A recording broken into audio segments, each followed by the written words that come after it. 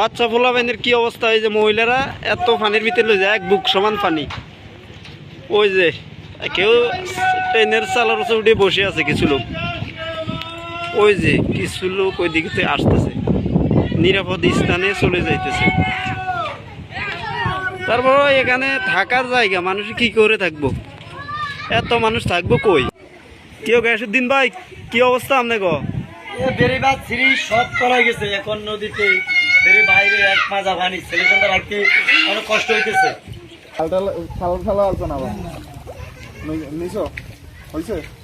যেন ঘরে দাঁড়ানো যায় না, বাচ্চাদের স্কুলে পাঠাতে পারি না, রান্না করতে পারি না, শুধু খাটটা ছাড়া আমাদের সম্পূর্ণ সবকিছুতে পানি আর পানি। আমরা দাঁড়ায় মানে খাবার খাইতেও আমাদের কষ্ট, বাচ্চারা স্কুলে পাঠাতে পারতেছি না, কোচিং এ পাঠাতে পারতেছি না, রান্না বান্না করতে খুব কষ্ট, চুলাতেও পানি আমাদের।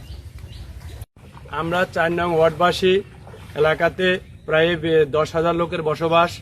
আমরা আজকে দীর্ঘদিনে জলবদ্ধতার সৃষ্টি হয়ে পানি আটকে রয়েছে, কোথাও পানি যায় না, আমাদের ছেলেমেয়েরা স্কুল যেতে পারে না, পড়ালেখা বন্ধ হয়ে আছে। আমাদের আকুল আবেদন সরকারের কাছে বা এমপি মহোদয়ের কাছে, দ্রুত যেন পানি নিষ্কাশনের ব্যবস্থা করি, এলাকাবাসীকে